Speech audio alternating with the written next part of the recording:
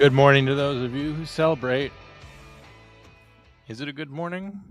I'm not so sure that it is. I woke up this morning to my dog committing a brazen act of burglary, which I know I have said is my favorite crime on multiple occasions. We're all living in the basement. Dog, the cat, we're all downstairs because the renovations upstairs continue to linger on. So we're all out of our routine and we're all out of our normal structures. And the dog doesn't normally come down to the basement unless she's hanging out with me. But now there's a storage room back there, and the cat's getting fed out of there, and the dog over the weekend and now again is attempting to get to the cat food. Not because she's hungry, I don't think. The vet says that Dana is slipping into doggy dementia, some kind of cognitive decline because of her advanced age. So she forgets that she eats, maybe, or it's possible that she just feels hungry. She's always been a dog that is very food motivated. I, I'm in and out of the fridge all the time. Now that I'm down here in the basement too, and I've got like two mini fridges like right next to the couch and like a microwave, I'm like, I'll eat a burrito. Like I'm eating all the time now too, so it's a mess for all of us. But she like broke into the room, and I'm hearing all this clattering, and I get up and I'm like, I catch her mid burglary, So I put her outside while I kind of reinforce things, and I ask ChatGPT what to do, and I ask ChatGPT if my dog's a bad dog, and ChatGPT tells me that my dog is just a smart dog. And I know I could get advice from a human being, but for some reason I trust AI a little bit more than people know. So Felony at least was here at 10:05. I don't know if she's still here. She seems to come and go. She doesn't really comment as much as she used to. Chase is here, Tyler's here, Abby's here. I think for now that's all I got. Tallyu's here. That's good. Foxy is here. Felony Millie is here. Okay, well I'm glad. Well, Felony, you keep it up in the chats. How's everyone else doing? Dana is the goodest girl. Yes. I just described an act of burglary and without anyone knowing the dog. I also told someone else this morning, they were saying good morning to me in my DMs. I'm like, oh, how are you? I'm like, I didn't sleep very long. I went to bed at 2 and I was up at 8, or 7:45 to stop this burglary. And I explained it, and they're like, oh, how is Dana? I'm like, I'm fine. You don't care that I only get, less than 6 hours of sleep. I get it, and I'm an adult. I don't need to be checked on for having only a few hours of sleep, but people are instantly on the dog side. I have to police her actions, but people are on the side of the criminal. It's just really mirrors society here. Elijah, good morning. Glad you're here. We'll get out of my life. Nobody cares, and we'll go straight to the memes. Here's something interesting. StreamYard has changed a lot about itself, its interface, the way that it's worked. Over the last several weeks, it's replaced handy text with confusing icons, I think because it's trying to make itself more multilingual. However, I'm a big fan of signs just being in English because I spent actually a lot of time learning to read. And if you think about it, the Phoenicians also busted their butt making a written language. And so, I don't think we should go back to hieroglyphics. I feel like a lot of work has been put into progress society into reading, and we seem to be regressing out of that. So, but also on my media assets over on this side of the screen, there's a column that used to have all of my memes in it, and I could move the memes into the order that I wanted them to be in. Now all I can do is click a button that says move to the top. Well, I have some assets that I keep in there for all time, so they're always kind of at the top, and then I would move whatever the best asset to lead off the show. I would move it to like in position number 5. They're all over the place now. It's a shit show, so I want to apologize. But I'm going to try to do these memes in a logical order in a way which will entertain you the most. And this week's memes start off with a disclaimer, of course. I have nothing insightful nor constructive to contribute today. I have the right to remain stupid. And of course, pictured here a cat, possibly very apropos there. My cat, also very smart, also very aggressive. My cat will literally, like, I'll sit down and the cat will come up and sit right next to me and like try to get on my lap, and I'll be like, I don't want to cuddle with you right now. I'm not feeling it. And he'll like try to get around me. I've literally had it where I'm like, no means no, Fox, and he'll just climb up on my lap or my chest anyway. I think what's going on with the fox is it with Fox the cat, is that being stuck down here in the basement, the cat has lost half the house in which to wander, roam, and run around in. Cats like having a lot of autonomy in their space, and I've essentially trapped the cat out of half of the house. I think that's driving the cat insane, and so the cat has to pay that insanity back to me tenfold. Of course, all of this learned from my best friend ChatGPT. So the cat and the dog are with me here in the basement, all driving me nuts. The cat is also making me mad today. I just want that on the record. There's 8 of you here, so now's a good time. Nope, not the Wendy's meme. We'll get back to that. Pretend you didn't see it. Sacrifice one food to save mankind. You have to save mankind. You're either Bruce Willis or you're Ben Affleck, and you work at a fast food restaurant, and NASA needs you to climb aboard one of 2 space shuttles and fly out to stop a comet from hitting the Earth. Anyway, it's a pretty specious allegory for the movie Armageddon, but we have to sacrifice one food to save mankind. Will it be burgers, wings, pizza, or tacos? With 14 chats there, I will come back around, but I want to know what people think. Who are we? Which food will we sacrifice to save all of mankind? This is, of course, presuming one big thing that we should address. Is mankind worth preserving over any of these 4 foods? If I had the choice to just dispense with mankind and keep all 4 foods, I think, that one should at least be on the table. But Felony says, I'm off today, but I try and comment as much as possible while I'm at work. I know I was not trying to criticize. My cat has tolerated me for the most part for our time together. That's good. Abby hates it when technology changes for no reason. Tyler says life is a shit show, coming at us with categoristic positivity this Monday morning. I choose to exercise the right to be stupid. I feel the same way. None of our Canadian friends are near Toronto, just to be clear. Taliu says, don't let that cat bully you around. Let's just say between me and the cat and ChatGPT, there's a lot of therapy going on in this house. I talked to ChatGPT about it because I want to be like, why is the cat so aggressive with me? It's like, well, the cat loves you. The cat views you as its trusted person, sitting on you, making biscuits on you. This is like the highest honor that a cat can bestow. Well, isn't that nice? Just so great. Thanks for that honor, Fox. Why are you in the basement? Because the wood floors on the first level are being refinished, and it's taking more time than I wanted it. Felony says wings got to go. Abby says wings got to go. Talia says wings got to go. Elijah says wings got to go. Tyler says wings got to go. Guys, we're all in agreement. Wings all day. Buffalo wings have to go. We have other cuts of meat that we can barbecue. I love talking to ChatGPT. Felony, did you see my episode? What was it, 2 weeks ago, where I talked to ChatGPT? Everyone's in agreement. Wings got to go.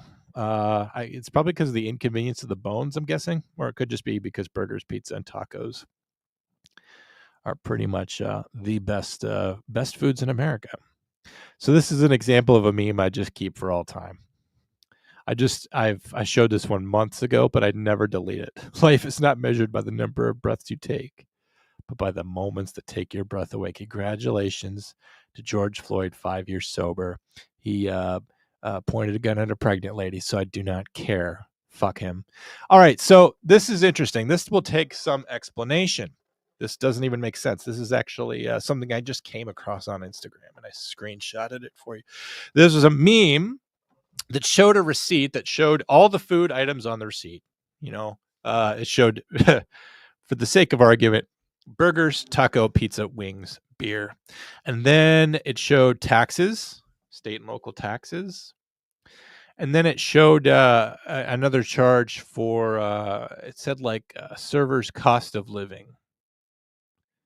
Right. And it was like, it was an 18% charge.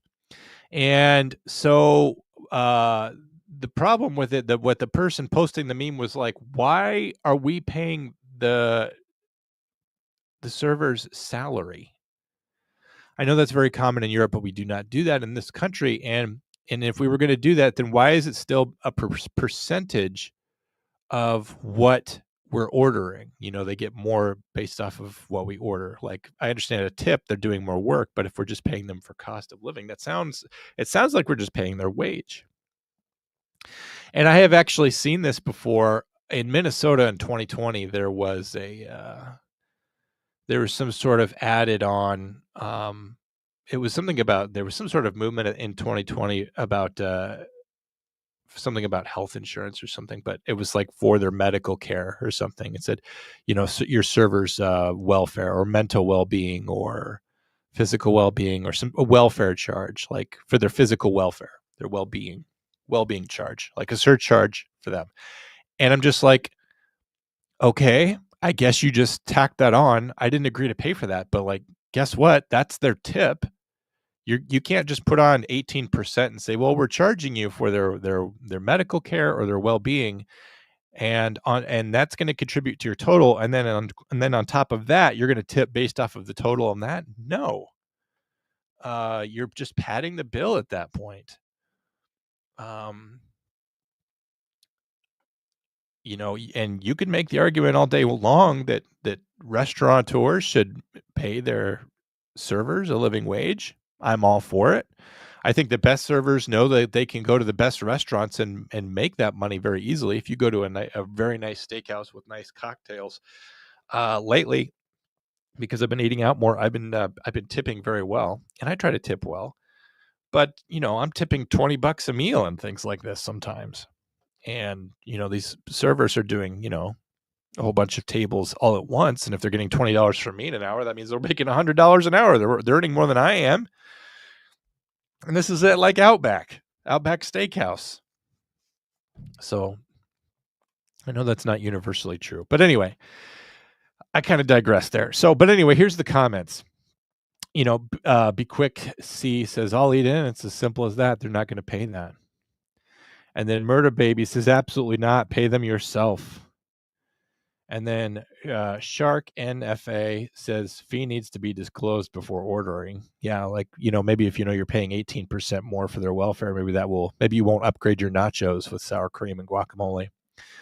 But my favorite comment was King Crab Travels just writes, who the F orders mashed potatoes with French fries? Because on this receipt, there was mashed potatoes and French fries. And if you look, all these people who have all these other ideas, like, oh, I'll eat in, there's 5 replies to that. Pay them yourself, 5 replies to that. The fee needs to be disclosed before ordering, 1 reply to that. But the person who says, who orders mashed potatoes with French fries? That person got 30 replies. Like, that's the comment that people are like, and I didn't look at the comments, but you just know, it's like, man, what the fuck are you talking about? If you could get both, I'm getting both, Oh, there's Will Cray. That's interesting. There's servers cost of living. You ain't getting a tip. Yeah, that's what I said. I've seen pre-added tips a few times in Minnesota. It's so freaking dumb. Yeah, Will, that's actually where I saw that was Minnesota. Be upfront and just raise your prices in the menu. I agree to that too. Like if you need to, well, the thing is they're not willing to do that because that causes sticker shock, which causes people to not come to the restaurant, right? If you go there and you see the prices all going up, you're just like, well, I can't afford to go out and eat. Whereas if you already buy the meal because you're like, because when you're choosing your meal, like for most of us, the cost goes into it. Like, am I going to get the 14-ounce flank steak, or am I going to get the 26-ounce filet mignon? Well, I'm going to save a little bit of money. I'm going to do, I'm treating myself, but I'm not going to go nuts today. Or, if it's my birthday, I'm like, yeah, you know what? I'm going to do the porterhouse. I'm going to upgrade. And so they get you. You've already bought the food, you've already bought your drinks, you've already bought whatever. And then the bill comes, and then this extra 18% is on there, and it's like, well, you're obligated to pay that. Well, I'm not obligated to tip then, and what that is they're collecting 18% on behalf of their employee to pay them.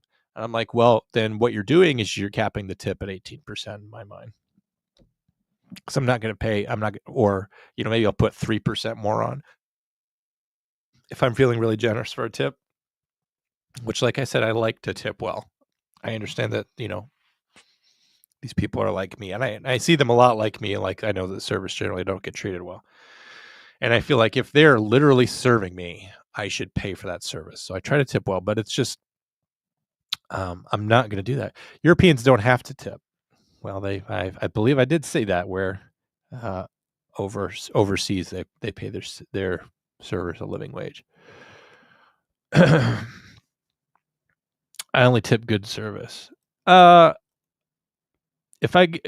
the thing. Here's a story that will make you feel better, Tyler. If you were that I just tip everything. I went to a restaurant 2 weeks ago, and it was about an hour before they closed, and I got seated on the patio, and I sat there for 15 minutes, and the server ignored me. She came and she gave the check to somebody behind me, and she bussed some stuff from another table. And I sat there, and I realized 15 minutes had gone by. I'm like, well, if I'm going to get something to eat, I actually have to leave, because like most restaurants in town are closing. It's not a big town. And so I just got up and left. I could have complained to the manager or something, but ultimately, they would have, said, I'm sorry, we'll get you fixed right up. Here's, we'll move you inside. We'll put you in another section. Here you go. Here's your service. And that person would have resented me, and probably someone else would have spat in my food because I made some kind of a scene or something. I just left. So, nobody gets anything. I ended up going to the Olive Garden and just packing up my food there. 10% for good service, 15% for great service. Again, Tyler is a Canadian. No one here has to follow what he says. That's all very different. I usually just do $3 to $5 an average, which rounds out to 15% ish. Usually, yeah, if that's just where you eat. But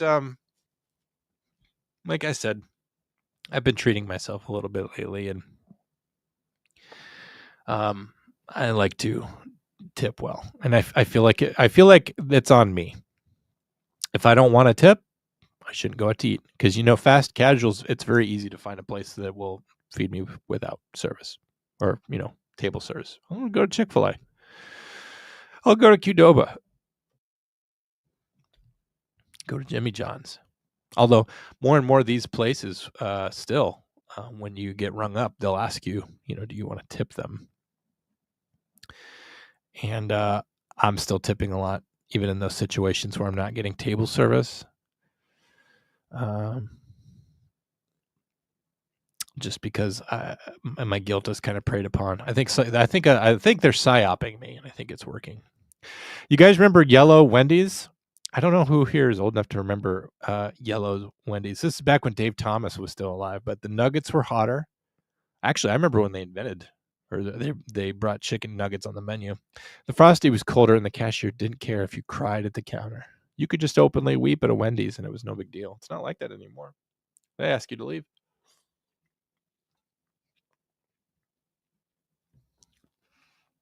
Better days when you could openly cry at the counter. The Nimitz is heading back to the sandbox one final time before decommissioning. Let me have a warrior's death, the Nimitz says. USS Nimitz, a Nimitz-class aircraft carrier. Due to be replaced by the Enterprise, I believe. But it's just shy of being mothballed for all time, and it's headed back. So I think they want to have one last run. What if you went to ET's planet and all of the other ETs were wearing clothes? I have said this before, that ET was a freak, and that I would have clubbed him to death. There was something wrong that entire time. He seemed innocent. He seemed absent of shame, of human notions of shame, but he was just a big pervert. Something to think about. Most restaurants. Have you dined with us before? Oh, no. Oh, well, what you do here is you come in and you sit down. The hostess will seat you and will bring you menus, which is a big list of food, and then you should pick out what you want. And at the end, you pay us to bring it to you. There's actually a restaurant I go to. I've been mentioning that I've been eating out a little bit more this summer because my kitchen's upstairs. I don't have access to my kitchen. Okay, that's the situation. There's this one restaurant where every time I go in, they always ask me, have I ever been there before? And it's like, first of all, I am memorable. Okay. But second of all, yes, I mean, this is a little bit different. So you walk in, and instead of being seated, I mean, you can seat yourself anywhere you want, but there's a podium with menus, and you take the menu up to the point of sale and you order what you want. And it's a bar, and they bring it to you. I wouldn't say there's table service, but they bring the food out to you, and then you're good. After that, you serve yourself. But every time they ask me if I've been there, and I always have to say, yes, I love it here. And it's breeding a little contempt that I have to constantly remind them that I love it here, and that the love that I have for them is unrequited. You know, like, you guys going to start loving me back? Is that going to happen at any point? Diddy and Epstein, innocent of trafficking in the same week. Laughing my ass off. Believe me, there's been plenty of Epstein memes in the past week. Lots of them are good.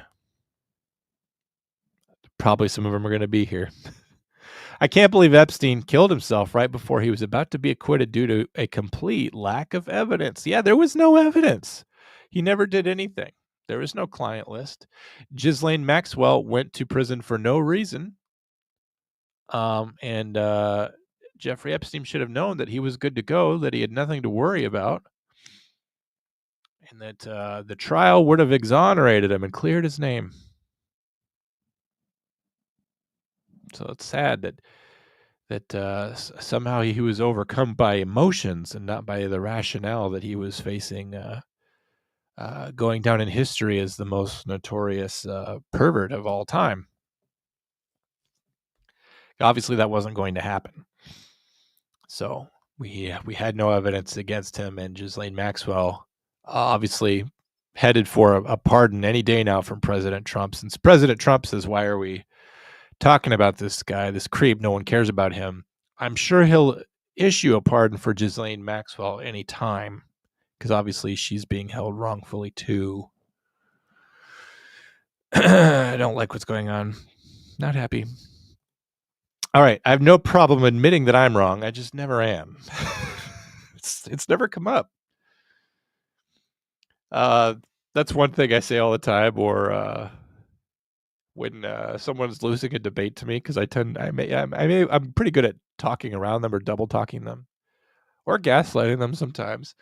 And then they'll get to the end and they're kind of frustrated. I'm like, look, you're upset, but like, there's no shame in losing to me. People do it every day. It's okay.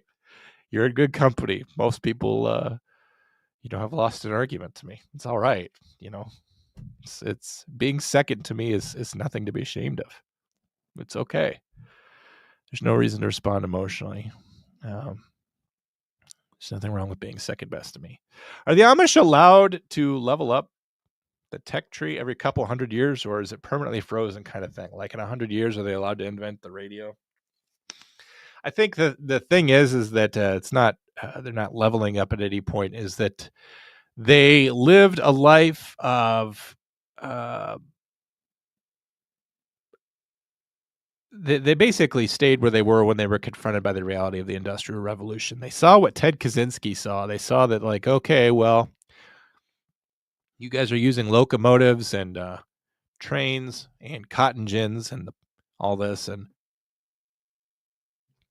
it's obviously going to lead to Facebook and other destructive things, and we're out. So I think it's not that at some point they'll be allowed to level up. I think that when they saw technology reach a certain point, they decided no. But yeah, you have to wonder, like, what's the legitimacy of the cart and the wheel and the heart and the horse and the plow, but not the iPad? I don't know. Maybe it's kind of maybe it's more intuitive than that. Like you know that like farming implements are and that's all good stuff to have. But like a camera, that has to do with vanity. So I don't know. We'll see what people in the comments say about this charming thought. Anyway, when I was 22, my father, stumbling, drunk, and suicidal, fell and hit his head. He died instantly. That's when I realized, in the midst of my grief, how much I love beef stew. For this recipe, you'll need a slow cooker. It's like when you read those recipe blogs, you just Google, hey, how do I make a dip? And there's some sort of fucking story in there. I just lost 5 viewers. 5 people just came and went when I was talking about the Amish. I guess people really didn't want to hear about that. I just inadvertently created a meme on my desk. A wide sticker from my new shoes was stuck to my peanut butter spoon. I don't know how that's a meme. I'm not sure what you mean by that. Wide sticker on my new shoes was stuck to my peanut butter spoon. I don't get it. Trying to think about what that means. 5 spoonfuls of peanut butter is a single lady's lunch sometimes. And mine. I don't mind just eating a little bit of peanut butter. There were a couple of badass Mennonite ladies who were chatting in an open parking spot and wouldn't move as I was trying to park. Yeah, that just because you're Mennonite doesn't mean that you're polite.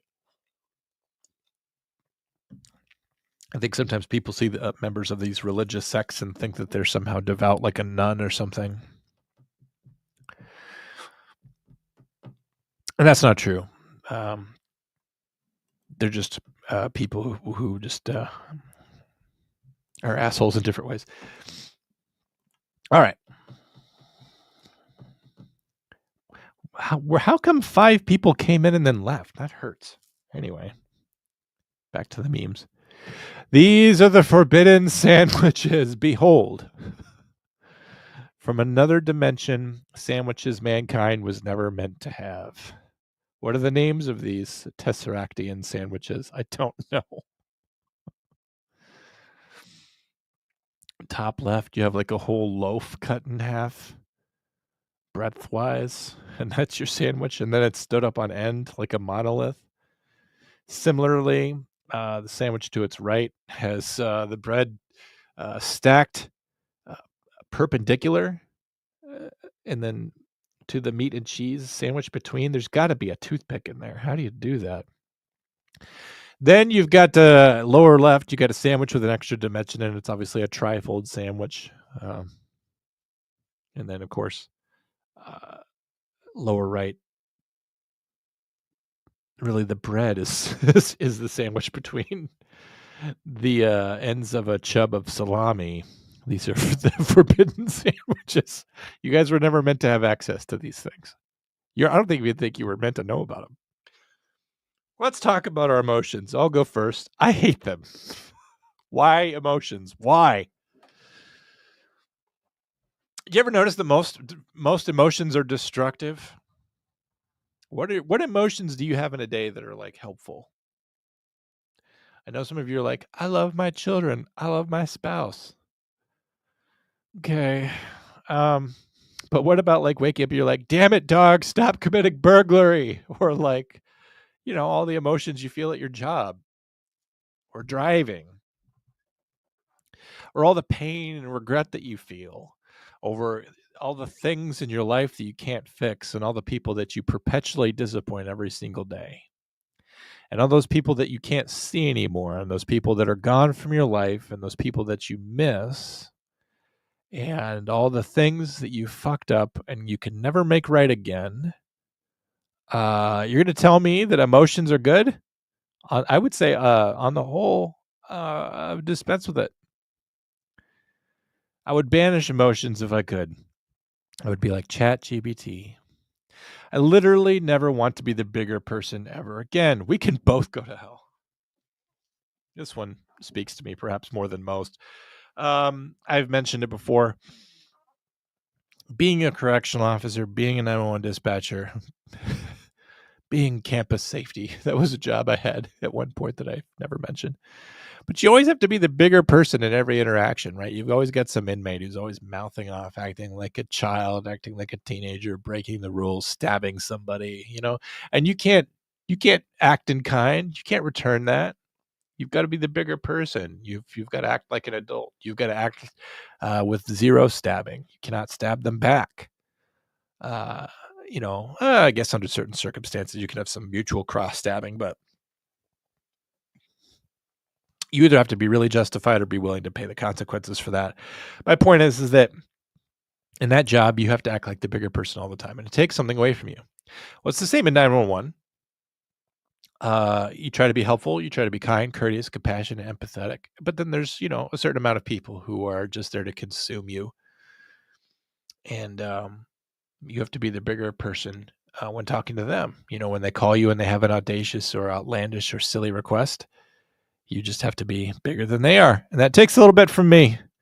And next time I get somebody saying, I pay your I pay your salary with my taxes, I want to be like, you know what?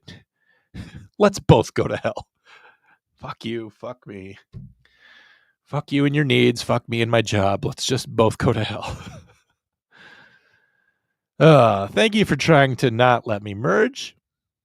I had to work for it. And now it feels so good to be in this lane. You guys ever do that where like you're trying to merge and people are actively trying to keep you out, either because they get that sense of superiority or power from deciding your fate, that you are absolutely not going to merge in front of them, even though it will delay them by exactly 5 seconds to do that. You're having to fight to merge. You're having to fight to get over. And then you finally do get in, and then you're set, and then all you have to do is creep along until you get past whatever the congestion is. I've had that. Of course, I'm bad at driving, so I'll fight to get into a lane only to realize I'm in the wrong one anyway, and I have to get back over. I don't put projects on the back burner. I put them under the floorboards, where the ever louder beat of their hearts drives me slowly to madness.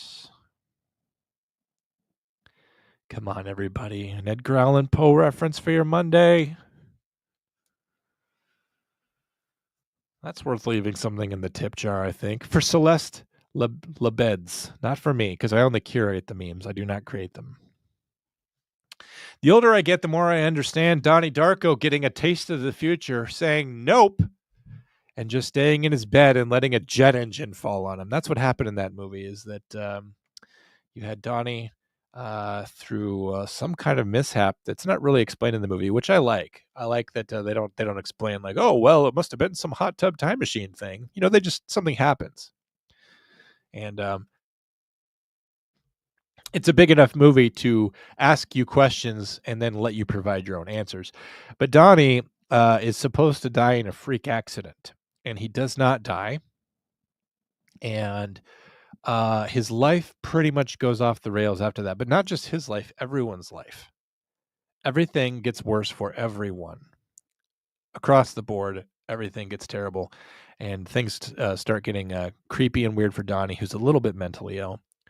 But I don't mind spoiling the movie for you because the movie's like 25 years old. But when he sees how bad it gets, he's just like, well, whatever. And then he decides to just live out his fate. And so there's some kind of time travel-y stuff there. And he just goes back and he gets killed, and everyone's sad that he is dead, but everyone's lives are better for it. I think there's a lesson there.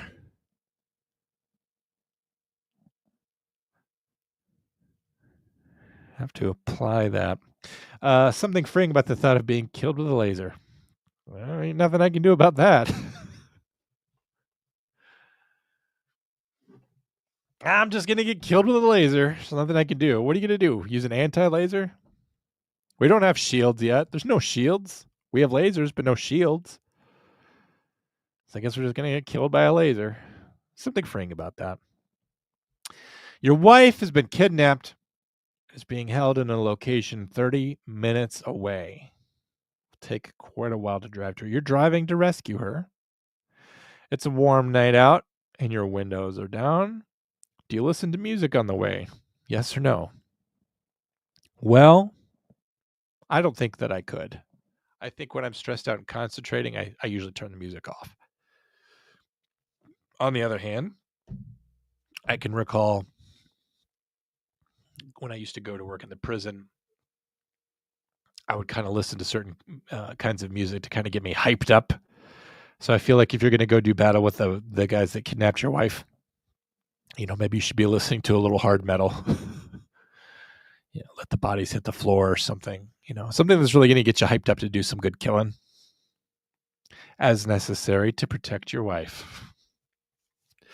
Whatever souls are made of, yours and mine are opposites. Explode. I think this would be a good breakup text. You start getting really philosophical and speak from the heart. Whatever our souls are made of, our soul stuff, yours and mine are opposites. Antimatter. Just blow up. I'm not a good fit for the traditional job. For the traditional job market, because my greatest strengths are challenging authority, being self-righteous, and wanting to go home. Well, some memes make it obvious that they were meant for me, and then there are these where it is clearly Brittany Nichols clearly has met me at some point.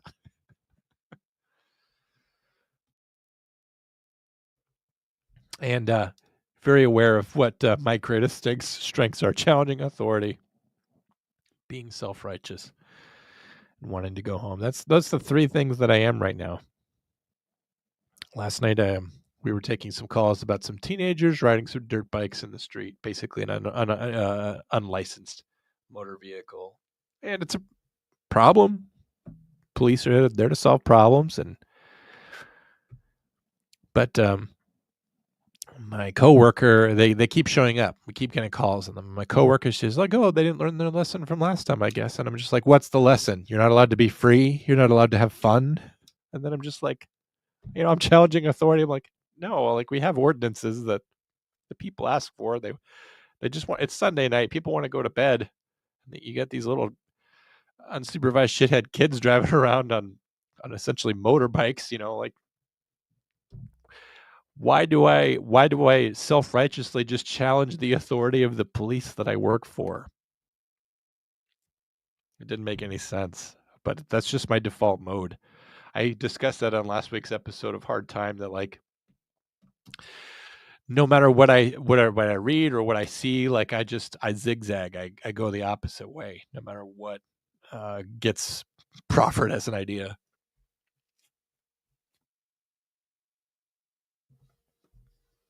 Anyway, moving on. You're increasing the volume of your voice, but not the logic of your argument. Wake up, parents. New comeback just dropped. I don't think this would affect a kid. Because a child's just likely to go, you're missing the volume of the logic of your argument. That's where the spanking comes in. I'll put this up to the chats because the chats are unusually silent today for some reason. You guys pro spanking or no? I'm going to guess this. This is what I'm going to guess. All of you were spanked, but only half of you still recommend spanking. That is my guess. Let's see what you say in the chats. I don't feel like going out tonight. Lame, unoriginal, puts the blame on you. I don't feel like going out. Well, I guess you're to blame. For now, my place is here. Surprising? Philosophical? You answer to a higher power? For now, my place is here. I'm going to try to use that one this week. My place is here. I just realized that this year Christmas falls on 25, 25, 25. This is amazing, everybody. This only happens once every 1,000 years. I know it's not quite as fun as 9999, but 25, 25, 25. It's going to be a big Christmas. Well, well, well. If it isn't my neighbor's dumb fuck child once again performatively laying on the ground motionless after being lightly bumped by my car at full speed. Seems like this has happened yet again. Performatively laying on the ground motionless. I can remember, I don't know how you phrase this. Grew up in the ghetto, low socioeconomic area with a lot of urban individuals of a certain subcultural ethos.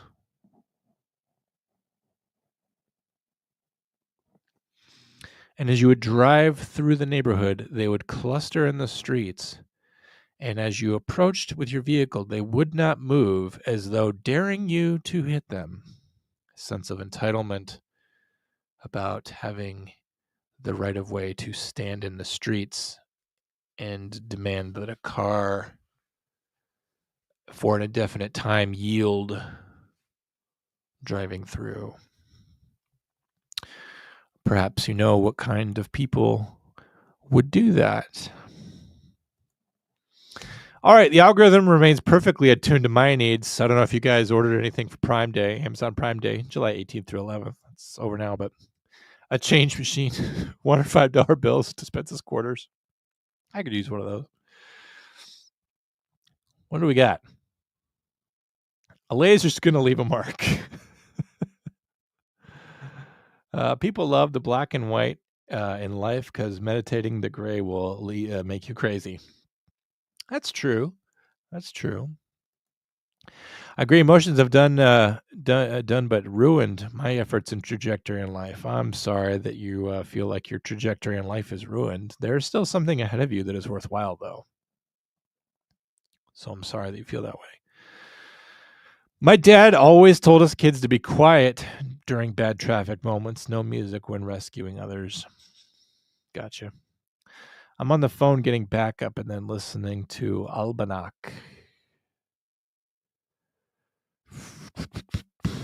Oh, is that the band? That's what you're going to listen to when you go get your wife is Albanak? I thought Albanak was the name of a river in Canada.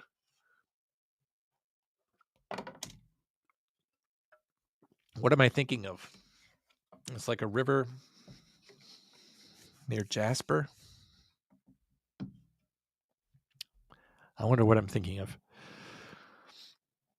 I don't like doing things without a good reason. If it doesn't make sense, it's hard to keep quiet at work. I have a hard time sublimating that myself. I think I saw another meme recently, and I should have saved it for the show. But like, the gist of the meme, and of course, the meme was concise. But the idea of the meme is that you have to go to therapy because of all the stuff that you don't get to say. You get in trouble if you vent. But if you keep it inside, you end up needing therapy because like you get all this poison inside of you, and it's you either get it out, you either vent the poison inside your brain and in your soul from your job or your life or wherever it's coming from, or you keep it inside, possibly to protect others, right? Because the venting of emotions is often very toxic and dangerous for those people around you. But if you keep it inside, it just kills you. Anyway, it was a pretty good meme. I wish I'd kept it. Good morning, John. Hello, Tanner. I was spanked and I will spank my kids. Glad to hear it from you. I knew I could count on you. I'll throw my hat towards spanking. Very good. I was spanked and I spank. Very good. D says, yes, pro spanking. My kids had this conversation with my ex's mom. Let's say she ended the conversation with someone needed to call child protection, child services on me. Here's the thing. First of all, I hope I don't take that as a small thing as well at all. But it's very common for people to be tattling on other parents for spanking now. I've taken calls like that before. Oh, such and such person spanks their children, and it's hard to be professional. My professional response should be like, I will find someone to call you. But like, I'm still me when I'm on the phone. I'm not just like this gear in this machine. I don't just be like, so I got spanked, like it's not up to me to be a gatekeeper of services or response to concerns by citizens. That's not my job. So I have to detach myself sometimes. But it's very tempting when someone calls to complain about something that is a personal aspect of my life. Oh, so and so has a pit bull. Pit bulls are dangerous, and I'm just like, my dog commits burglaries, but really nothing more dangerous than that. She's after the cat's food. She's never hurt me. She's sad. She's going into cognitive decline. I've had her for years and years and years. We've never had any incidents of her ever doing anything. But people will call and tattle, and really, what that is that D. If I had to guess, you say that your ex's mom, she ended the conversation with someone needed to call child protection services on me. So basically, what happened was somebody was bad mouthing you. Someone got a negative impression of you, and someone decided to use the government as a form of retaliation against you. Very common. We as 911 dispatchers will take calls from people, and it's clear that they just want to retaliate with welfare checks sometimes, or with complaints. That. So here's something that happens every Sunday. Mom and dad will meet in a public place, at a grocery store, whatever. Here it's like at an intersection or whatever. And a mom will turn over a child to a father. And sometimes it goes the other way, where a father turns his kid over to mom. But here's how it very often goes. Mom turns the kid over to dad. Dad drives away. As soon as the guy drives away, she dials 911. I just turn my child over to my co-parent. I want to let you know he smelled like alcohol. He's not wearing a seatbelt. He didn't put the kid into the car seat. I believe his driver's license is expired. I think his insurance is fake, and the decal on his license plate, his registration renewals, expired too. So let me get this straight. And I always want to say this, like, so you turned your child over to what you know is a dangerous situation. He's driving without the seatbelt and he's intoxicated. You just allowed that. But now, it's clear that you have 10 other things that you want to stack up on the guy to get him in trouble. If you were a good mom, if you suspected he was under the influence of alcohol, you would have maintained custody of that child for the child's safety. And then when you got hauled into court for disobeying your own custody agreement, you would have just said, like, well, I wasn't going to turn my kid over to him because he was soused. But they don't care about that. They don't care about the welfare of the child. The child's just a pawn to them. All they care about is spiting that other parent. So they'll call and turn him in for 10 things just to get him in trouble. Because, like, what does it matter to them if they're not paying their taxes on their license plate? That doesn't affect their ability to be a good father. And why didn't you put the baby into the car seat or whatever? Why aren't you assuring these things?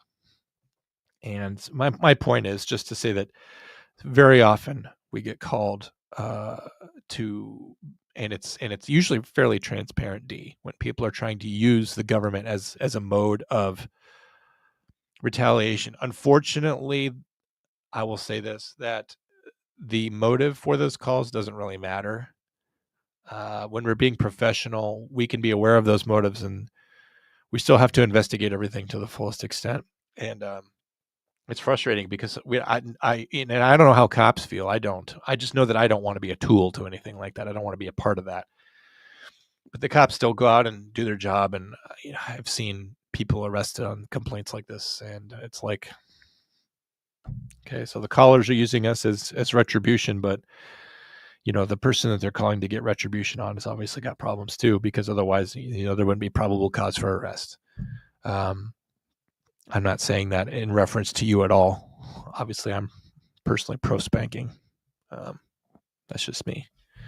As long as it's being done appropriately. Obviously, we're we are all adults here, and we all know when, if you're doing it out of anger, if you're leaving marks that last, if you're causing your child to be afraid of you. I think that those are all problems. I got spanked twice by my dad, and that was enough for me. It scared me into submission as a kid. See, that's what I just said. Is it making your relationship with your father fear based? It depends on what she means by scared. It could just mean that she learned from the experience, like how you learn to not touch a hot burner on a stove anymore. You're scared to touch the burner because you don't want to get burned. You don't want to disobey your father because you don't want to get spanked. There's healthy forms of fear, and those healthy forms of fear are just another word for respect. The same way that you don't, drink a six pack and then swim out into sea during, the tide going out. You don't want to be dragged to a screaming death beneath the waves. You respect the ocean. You respect the fact that the ocean has the power to kill you, and so you do not do these things. That's fear that really represents respect for something that has power over you, whether it's the ocean in my metaphor or your father in real life. Um, I think that those things can be healthy, and I think there's a way to do that. I got spanked, and I plan to as well. You're just planning for it. You're like, I can't wait till I have a kid to spank. I sometimes tell jokes about being a bad father, and I will say things like, I'm going to spank my kids. I'm going to spank them all the time because I remember when I was a kid, I got away with so much that my parents never knew about.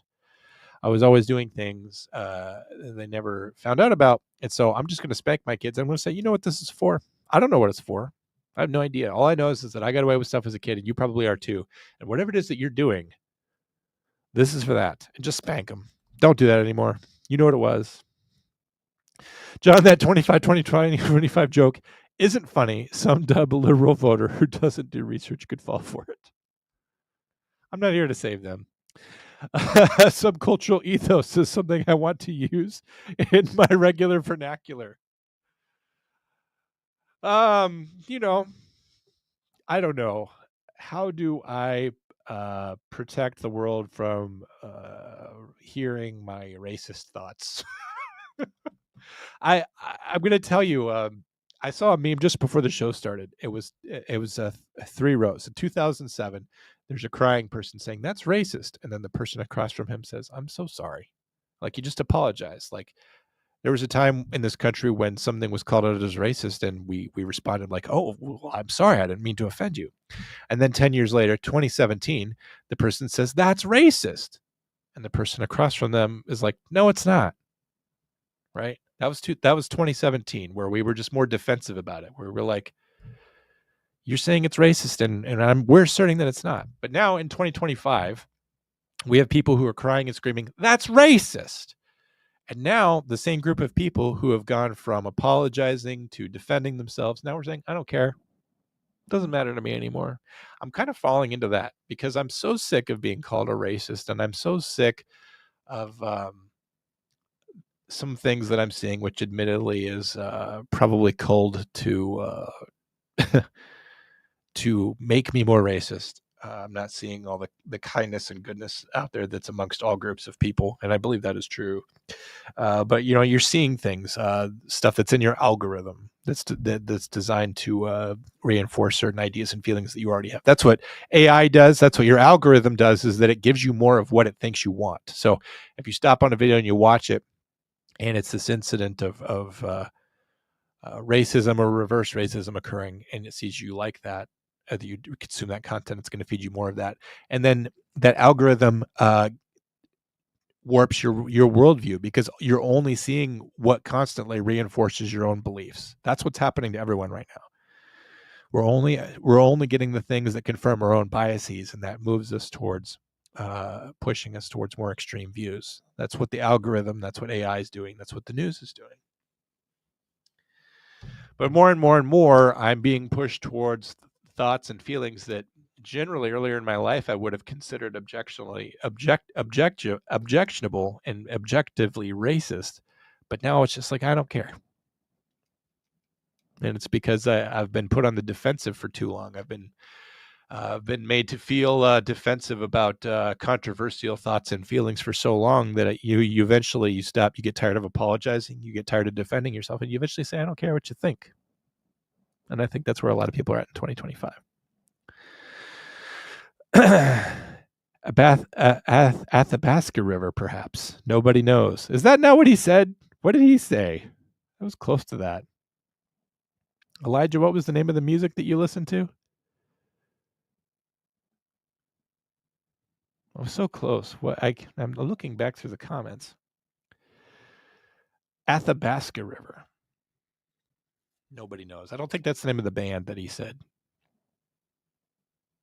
Sorry, everyone. It's very boring when I'm scrolling through the comments. Albanak. That's not Athabasca. So those things are not the same. Just to clarify, no one cared about that. Do you, any of you guys get a thrill out of some words? Example. I enjoy saying the name Di Giacomo and Munchausen by proxy. Yeah, we all. I think I've got my words that I like to say. I call people jabroni and stuff. Munchausen by proxy, probably one of the more interesting diseases. I don't know what a Di Giacomo is. I hope it's not a slur because I've now said it twice.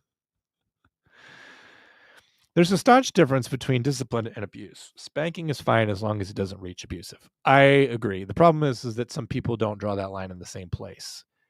But I mean, what do you expect? People can't agree on anything.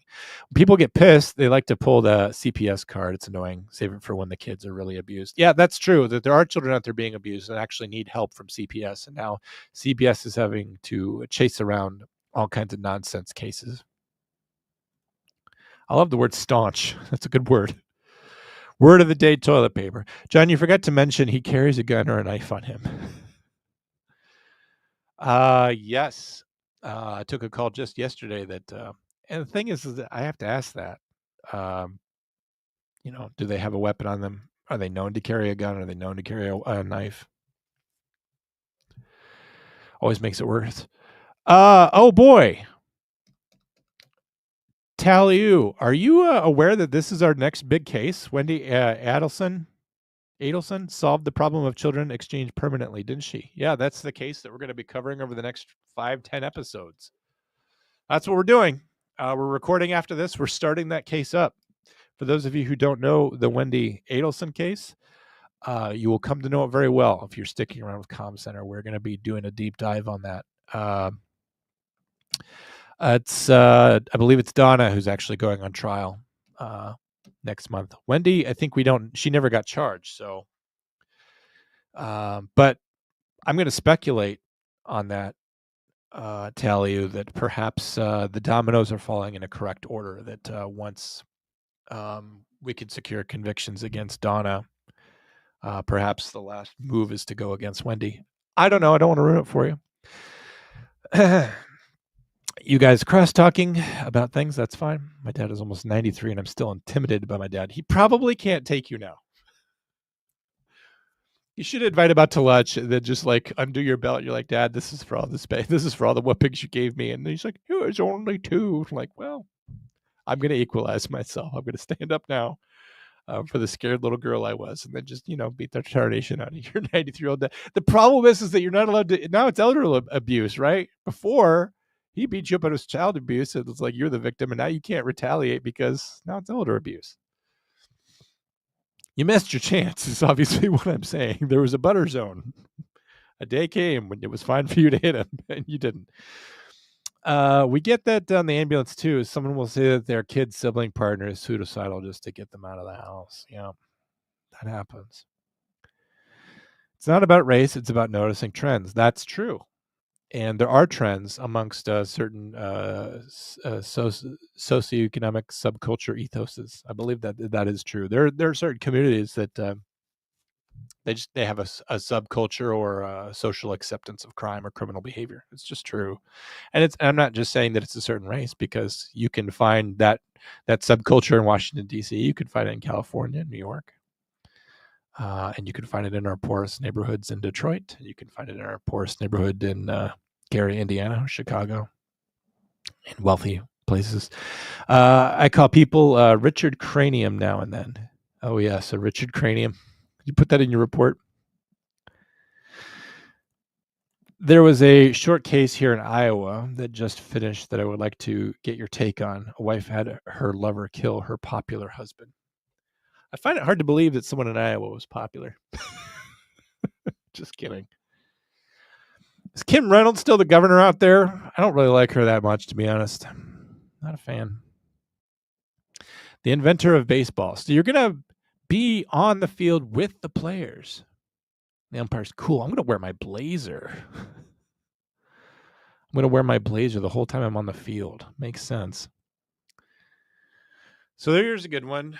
Unfortunately, this is from Reddit. I'm not a big fan of Reddit. I think Reddit is it's a big trash heap full of liberal ideas. It's a big playground for stupid liberals to traffic in their stupid ideas. But anyway, what's a pirate's favorite letter?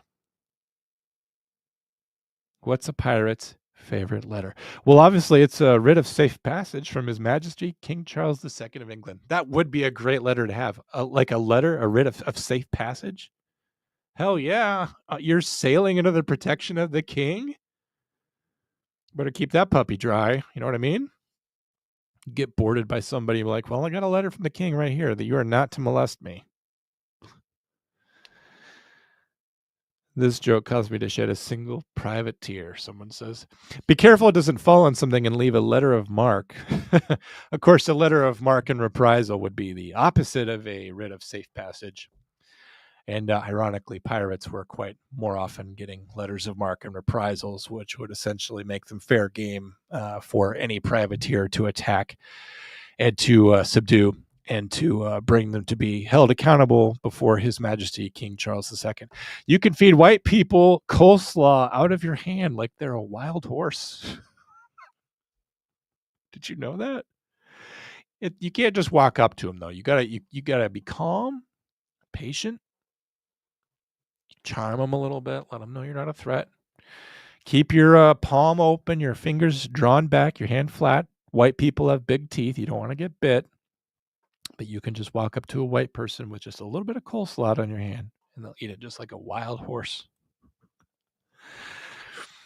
Once, men turned their thinking over to machines in the hope that this would set them free. But this only permitted then these other men with machines to enslave them. That was from the book Dune by Frank Herbert. I think that book came out a long ass time ago, but does anyone notice that that's kind of true now? I asked ChatGPT what to do about my incredibly brilliant burglaring dog. And now it's possible that whoever it is that's training ChatGPT is really just enslaving me instead of me thinking for myself. It's a fine line between getting advice from a source and then being enslaved to it. I don't know. I'm on a podcast right now, so the irony is complete. They should do a reverse Jurassic Park as a prequel. 200 million years ago, dinosaur scientists genetically engineer humans and then desperately try to stop us as we breed, destroy their environment, and make prehistoric versions of Love Island. The dinosaurs are all like, you guys were so obsessed with whether or not you could genetically engineer a human being, you never stopped to ask yourselves, should you? Of course, it would eventually be their downfall because, the extinction of the dinosaur races, but also 7 Jurassic Park movies. By the way, they'll go all the way till 9.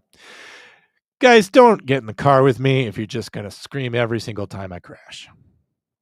I don't want to hear it. Just don't even get in the car. If you're just going to scream when I crash, just stay at home. Don't ride with me. Slides $20 to the movie theater worker. Hey, bro, why don't you turn on them subtitles? I think that they actually do have captioned showings for the hearing impaired. I think, but you got to go at like Saturday at 10 a.m. I think that's the only time they do that. Borderline perfect disorder. Yes, borderline perfect.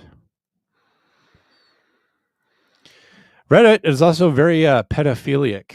Probably. There's probably some really bad stuff there. I could believe that. Sounds like a good series. Can't wait. Yeah, it was Drew's idea. But if it goes really well, I'll attempt to claim a lot of that credit for myself. There was a short case here in Iowa. You told me that. Karina Cooper trial just finished and it was interesting. Perhaps we will cover that.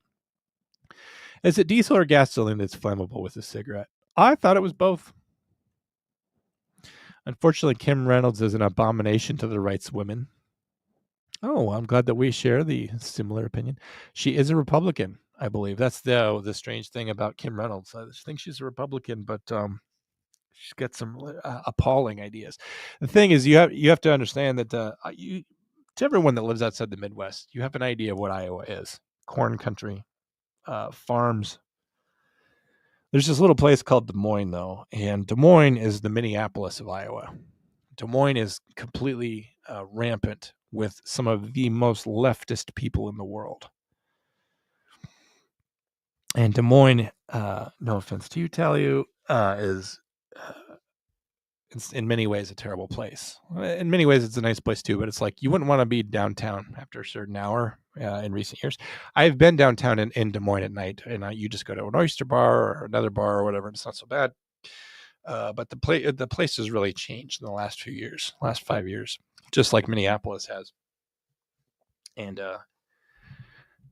that's where the capital is. And to become a Republican governor in Iowa means you have to win Des Moines, and to win Des Moines means you have to be no kind of conservative at all. So Iowa suffers from that. They have 99 counties, but 98 are swayed by,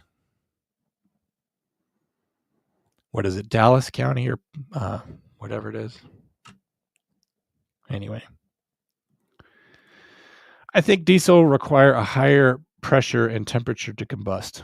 I'm glad everyone's kind of figuring out the chemistry of that. I don't know what you guys are doing, but the dinosaurs can just eat them. Yeah, it's true. Maybe we should have made the dinosaurs in Jurassic Park smaller so that we could have just eaten them. I cannot wait for fall of the government. Actually, both would be great if they wanted to happen in the next couple months. The Epstein list can come out and we can arrest most of everyone in Congress. That would be great. Not to mention the executive branch and the judiciary, because you just know. Poor people have it. Rich people need it. If you eat it, you will die. What is it, Batman? Riddle me this. I'm going to beat the shit out of you and put you in jail. How come it's never like that in the comics or the TV shows? Riddler, so funny, so doing his thing, and Batman just playing his games. I don't like it. What are you doing? What do you want? I don't know. Can you hear me? Yeah. I'm getting it. Look, don't sound so disappointed that you can hear me. Well, I'm getting a bit of an echo. Shit. All right, take me out. Take me out. It's like that Franz Ferdinand song. He's probably like, why aren't we recording the real show right now? Anyway, why do men always want to go through things alone? Well, telling a woman about your struggles when you know they can't provide solutions is honestly a total waste of time. Guys, my algorithm is it's reflecting things back at me that I already believe. It's reinforcing my confirmation bias and the stuff I already think. I'll just dissect this for you real quick. Is that women want empathy. They want you to understand their feelings and they want you to be there for them. They don't want you to solve their problems. Men have it easy. We don't have to do shit. You just have to show up. Women, I'm sorry. But do not bother me unless you know what to do. I do not want to talk to you about this unless you have a solution. And I want solutions. So just don't even call me up if you know exactly who to take out or how to undercut or what the plan is here. Opening up is it's so perfect that Drew's here. He's still listening. He's right in the background. Opening up is like talking to a cop. Anything you say can and will be used against you. Don't tell your therapist what's going on. Don't confess feelings to your girlfriend. Once they find out, it's all just going to be read back to you while you're on the stand. Possible Mandela effect here. Did the sun used to have sunglasses? Anyone else besides me remember the sun having sunglasses? I remember that. They would just be called glasses. Drew, I'm getting like static from you now. Oh no. All right. Yeah, guys, his every week he rebuilds his setup from scratch. So having severe depression your whole life gets kind of boring after a while. Like, I'll just be eating soup. And all of a sudden my brain is like, well, I wish we had died in our sleep during that nap. I just sigh and keep eating my soup. Getting a little boring.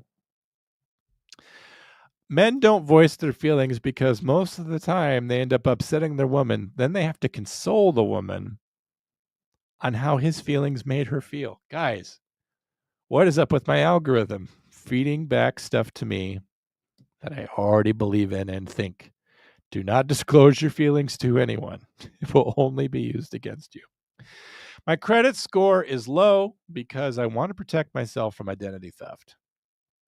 No one can take out a mortgage in my name if even I can't get out a mortgage. Guys, sometimes Drew has asked me why I sabotage myself. It's to sabotage others that want my greatness for themselves. Now they can't have it. Because if I can't have it, they can't have it. A shootout. Cop. I said fire a warning shot. I did. You shot him in the face. Warning the others that I'm a very good shot. I don't think cops normally do warning shots anymore, which is too bad. It's obviously a good tactic. The best thing you could do early in your career is realize no company will ever care about you, and you should work as little as you need to in order to get by and not give them even one extra second of your life. I used to think that it was really important that I put in the extra time, effort, and energy to show that I was a team player, that I was dedicated to my job. I don't work for any of those places anymore, and they don't care that I exist. Staying late at the penitentiary didn't do me any good. I didn't put it on my time card because I'd have to justify the overtime, which I couldn't justify because all I was doing was trying to stay to make the shift better for my coworkers, which they didn't care about either. Where are they now? They don't care. Run if you want to live. So I start sprinting. Not like toward me, though. Run away. Run the other direction. Give me some leeway. Hit the head. Learning the ropes. The cat is out of the bag. Get underway. The cut of your jib. True colors. Hand over fist. Under the weather. In the doldrums. Long shot. Toe the line. Groggy. Aloof. Overhaul. Mainstay. Pooped. Keeled over. In the offing. Give a wide berth. Footloose. Flying colors. Press into service. Shake a leg. Chock-a-block, scuttlebutt, by and large, above board, slush fun, batten down the hatches, shot across the bow, at loggerhead, squared away, dead reckoning, down in the doldrums, touch and go, fathom plumb, leading light, overwhelm, overreach, skyscraper, the bitter end. You mean they were all nautical in origin? They all were. All of these idioms, all of these things. They're all nautical in origin. Just something to think about.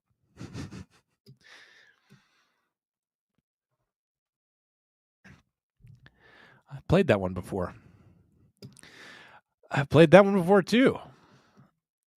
Sometimes I think that it uploads the wrong memes. Actually, going through life on 4 to 5 hours of sleep per night is a perfectly way of doing functioning for having to doing in your living time. That's me today. I only got like 5 hours of sleep. That sounds like this podcast. Actually, going through life on 45 hours of sleep per night is a perfectly way of doing functioning for having to doing in your living time.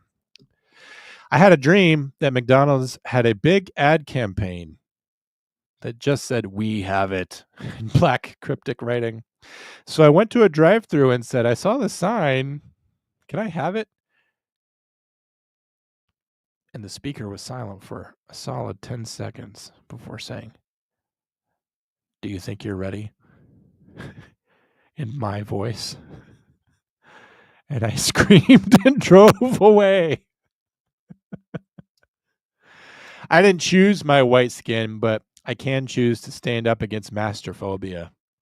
Just because I'm of the master race does not mean you can degrade me and not follow my orders. How dare you? And frankly, maybe it's time you better head over to jail. Man fully vaccinated dies of COVID. Daughter says he was cautious. Christian Spencer writes in 2021, well, vaccines are not 100% effective. Doctor says the condition of the father could have been worse if he was not vaccinated at all. He died.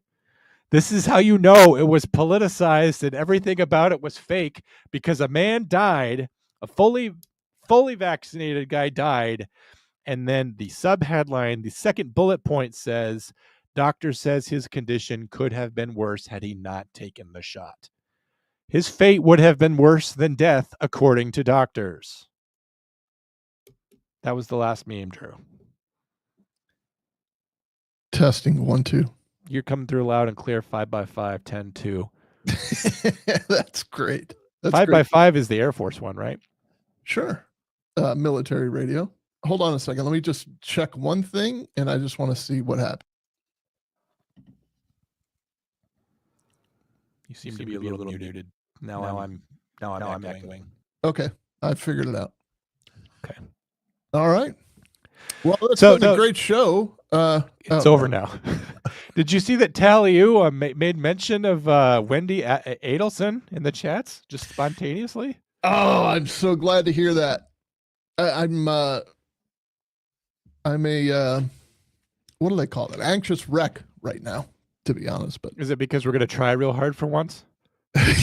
Yeah, I think. You know what? You may be onto something. Maybe I was just trying too hard. Well, it's because normally we go in there and do the best we could do and kind of cut it. And you're like, yeah, we did all right. We just kind of stand by it a little bit, But then, when you're like, when last night when we were texting back and forth, like, let's come up with a plan. How dare you? Let's use the power of mental thinking to really optimize this. And then you're like, well, I don't want to put us under a lot of pressure, but we should probably think about it. And now it's like we have like 13 hours to put this together. Just relax. Yeah, just 13 hours from now, tomorrow, we'll meet and we need to know what we're doing and do a good job, and then consistently do a good job for the next 10 weeks. Yeah. So yes. So Mama Adelson is not doing very good, our plan. Should we reveal the plan? The plan is just to tell the story in a few parts, probably timing it right perfectly for the trial. So that content is already there when those chumps go to the internet to look for content on it. We'll already be there. And maybe this time we'll pick the right team. Yes, let's not. So you were anti Karen Reed. I was pro Brian Koberger. That didn't turn out. Whose side are we taking this time? Maybe we should split the difference. I want to be on the side of the mastermind periodontist with the access to hitmen. I want to be on his side. He had a harem of good-looking women. And he's already in prison for the rest of his life, so he's probably got a harem of good-looking men. He's suffering the consequences, I'm sure. Are they, in this case, let me ask you, because I think this is a good indicator. Something I noticed from our chats is that whenever people wanted to be derisive towards a figure in the Karen Reed case, they always used a strange nickname, like Higgy. Yes, I hate that. Whenever I would see that, I would automatically not care about what that person said, because it's like Higgins isn't a long name, and Higgy doesn't mean anything mean. It's just you like. It's Bukkake, they called Yuri Buchanan Bukkake, and they called Hanky like Mr. Hanky or Uncle Hanky, or Yeah. the minute you bring that into this, it's like, okay, I see where you're coming And from. it wasn't clever at all. That's what I hate, is I hate stuff that's not clever. So is anybody here getting any of the prosecutors, police officers, important figures in the crime family? Are they getting any nicknames? Because that should tell us whose side we need to be on. No, I think you should, when you see the prosecutor, you'll probably instantly be like, oh, oh, I get it. Like nobody is gonna make fun of her.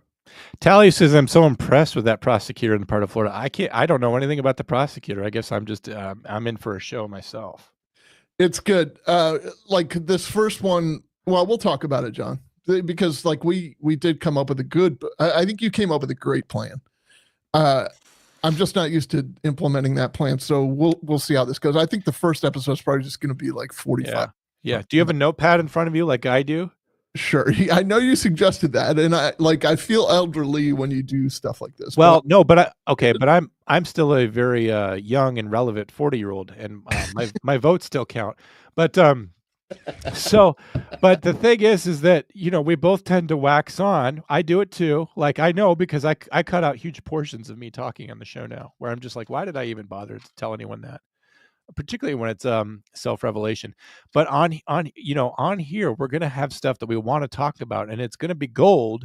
But the problem is that it doesn't all have to come out at once. It doesn't all need to be in every single episode. I updated our outlines, dude. I think like I'm more of a screen guy, so we'll see. But then I get yelled at. You're a screen guy, but what did you do in the 90s?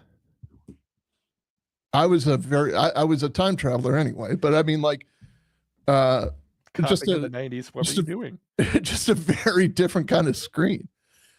It was a notepad, right? It was a DLP. Yeah, a stenopad actually. And then, but you know what? The secret of the stenopad is, like, let's imagine this is a stenopad, except but people always write. By the way, those are all just Drew's passwords there, so screenshot that. Yeah, people just write just names of quarterbacks and stuff. This people just write on this one, and then they flip the page and start writing on this one, but they lose an entire opportunity to write on this one. You got to know how to write on a stenopad. Maybe that was password, so maybe we don't want to do that. The thing that I made fun of you for was true. No, sometimes. Look, do I need to cut that out? I need to judge, or I need to get public opinion here, and that I don't want to waste your show, but well, I mean, this show's been going on for an hour and a half. I try to cut it at an hour, so whatever, it's fine. We should just roll into what we were going to do, but I want to change my hat. I don't think I should wear this hat on. Yeah, Red Man hat is not right, because nobody likes Wu-Tang Clan. So what we're going to do is here's something that came up. I really want this Karen Reed bullshit to die. I can't wait. A cop just said they wanted Karen Reed to die. Yeah, her bullshit. Anyway, I've heard that before. Like I backed into something. I don't know what it was, but and the father's like, "What do you mean you backed into something?" Yeah, I'm not guilty. Don't worry about it. Look, I really want to let this go on and move on, but we have videos that are now evergreen. They're going to live in perpetuity on our channel because they're drivers. I mean, there's the one is like at 86,000 views, but people like trickle in comments every day to tell us how dumb we actually are. That's the real gift that keeps on giving.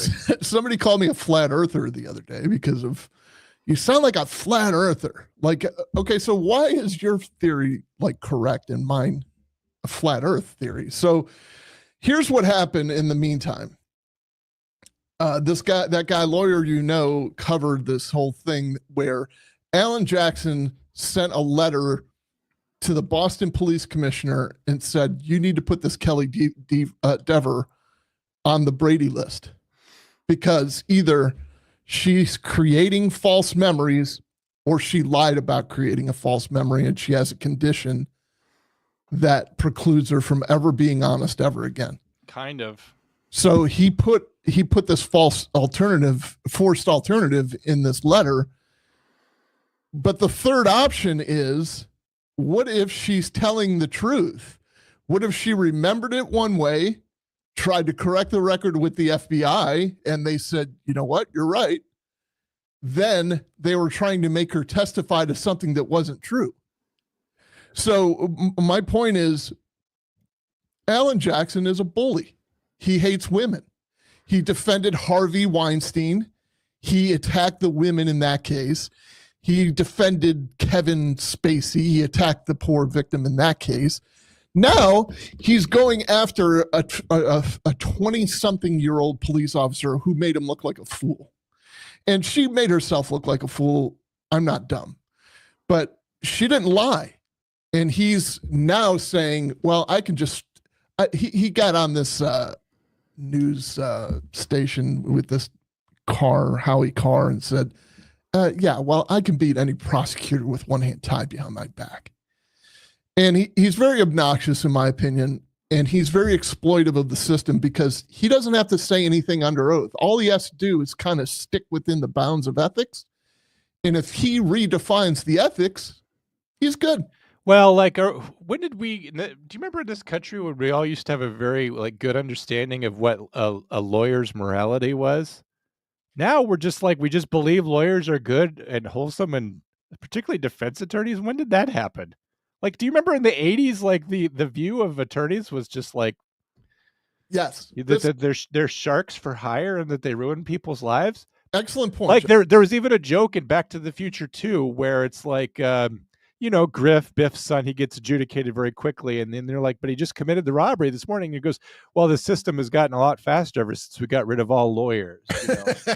Or in The Simpsons, when Lionel Hutz, someone says to him, the attorney played by the late, great Phil Hartman, can you imagine a world without attorneys? And he imagines all the people of the world coming together on a hill under a rainbow, joined in unity, and he shudders at the thought of it. That was the popular opinion of defense attorneys, of lawyers. We knew they were the scum of the earth, and now it's just Alan Jackson's just this handsome guy, and he says, I could take on any prosecutor, and people cheer him on. When did we become pro-defense attorney? Look, I'm not saying he's a bad... he's definitely got the chops, and he's got the experience. He's not Perry Mason, though. And he was a prosecutor. That's how he knows he can beat any prosecutor, because he knows he doesn't have to stick to the same rules they do, which is an argument for the other side, because the prosecutors have a different set of rules, too. They have a... they can do pretty much whatever they want with an unlimited budget. They can try cases a million times until they get it right. And, there's definitely two sides to that argument. But what I'm saying is this is bullying behavior, because the way he framed this, and now all the defense attorneys who, they're all on his jock anyway. They're like, yeah. She needs to be on the Brady list. She needs to be on the Brady list. Okay, well, let me tell you this. She remembered something. She swore it happened. She got on the stand and said, I tried to call the FBI and correct the record. They said you're good, but I can't testify to what you want me to testify to, because that would be a lie, because it was a false memory. And I was influenced by television, social media, all these things, right? So she said all that just very smugly, granted. Then the next day, or the same day even, they put this Nicholas Barros on the stand. And he is God's gift to police officers, because he's the honest one, because he said what the defense wanted him to say. And right in the middle of his testimony under oath, he's like, no, Attorney Brennan, I know you're wrong, because I testified to that in the last trial. And Hank Brennan said, oh, really? And he said, I know for a fact I testified to that. I didn't change my testimony. And Hank Brennan said, okay, here's your testimony from the first trial. Show me where you said that. And he went, you're right. I never said that. So he had a false memory right before your eyes and right on the stand and under oath. And you know what he said? I was influenced by TV and media, and it changed my mind a little bit. So why is it fair that Kelly Dever is put on a Brady list, or at least suggested to the Boston Police Commissioner to put her on a Brady list? But Nicholas Barros is the hero. And it's all these, because remember, John, when we episode 1 or 2 of this whole thing, it was, you guys are sexist. You don't understand how the system is stacked against women. They said sexy. They said I was Oh, sexy. oh shit! I had that wrong the whole time. But that was when I delved deeper into Alan Jackson and realized this is the same Alan Jackson that defended. He is literally the one that shaped the Me Too movement. He's literally the one that attacked the women victims of the Me Too movement. In Harvey Weinstein's in I'm jail. not pro Me Too though, so No, I'm not pro Me Too. I'm not like, but this was like believe all women, believe all women, believe all women. Unless it doesn't suit Karen Reed's defense, then we're not going to believe this woman. It's a farce. I totally agree with, like, in a sense, you gotta you can't wholeheartedly believe anybody. You gotta do your due diligence. But he is not. How come your podcast isn't called Drew Diligence? I think I tried that once, didn't I? Oh, what? No, what was the other thing that we did? Okay. Oh, I meant to tell you. I came across this the other day. I was using a different YouTube account, and I was searching for our show, Come Center with Drew Breezy, and there's a rapper named Drew Breezy. Are you aware of that? I guess I was, but he's not. It's not good. He doesn't spell it my way. And by the way, Drew Breezy, the rapper, you're welcome. He's he's probably bigger than you. Probably big deal. What if I am Drew Brees, the rapper? What if you are the rapper? Yeah, I guess I didn't, click on the video, but I got hate mail for looking away when talking to you in one of the Sarah Boone episodes. I remember. No. 2 days ago or a day ago. Oh, you keep getting. They don't realize that you have stacks of monitors on either side of your camera. No, they don't. She commented like 10 different times on our video. Then at the end of it, she said, "Well, it appears we're bothering Drew, so I'm out. It's too distracting." Tell you what I'm going to do, like, because this is my fault. It falls under my purview. But when you're looking left and looking right, I'm going to put little indicators on there, like Drew is looking at a monitor. Drew is reading his heads-up display to bring you more truth that's displayed there. Yeah. The problem is for me is I have a traditional setup. I've got my monitor right here, which no one can see, and a computer, and then my camera beyond. I took a lot of time, effort, and energy to set it up so that it worked perfectly, so that people could tell I'm engaged with them. You have like more of a cockpit to a fighter jet thing going on, so. Yeah, and I took no time to set. You didn't think about it. You just threw it all together. I didn't do my due diligence. Plugged it all in with a total absence of due diligence. I went to high school with a due diligence. Yeah. No, it's going to be fun and interesting and exciting and difficult. Yeah. Like, we have an amazing episode, John. We have an amazing episode to do in a minute. We'll see. I don't want to disappoint. I don't want to like prime everybody into thinking. Guys, it could go either way on Thursday. It could go either way. Go either way. Total waste of time, or it could be a no holds barred thrill ride beyond comparison. That's kind of the spectrum. Yeah, you could either be thrown out by this roller coaster, or you could throw up because of this roller coaster, or you can not even get on the roller coaster. So you might, yeah. All right. Well, I can end the show now, and sorry for ruining your show. No, you just added extra to it, and then I'm going to change my hat, I guess, because I don't have a problem with this hat, but the kind of people that think that Drew should not be looking left and right are going to have a problem with it. So take your time, buddy. No, I know that is just a shout out to the old tobacco plantations. It's a shout out to my grandfather who chewed red man tobacco. Who was a red man. Only because he was outside all the time working in the garden, in the fields, and generally getting away from me because I was an annoying child. So there was that. All right, guys, we will catch you back here next Monday. Other than that, we've got a show coming up for you on Thursday night in which we're going to talk about a complex conspiracy, a grandiose murder for hire case that will break your heart, shock your mind, engage the true crime parts of you. Those I don't know where those are at, but anyway, we will catch you back here on Thursday night. Thanks for watching, and we appreciate you as always. Drew, see you soon. Bye, everybody. Bye. They changed it here. I don't know how to do the music anymore. Where is it at? Here it is.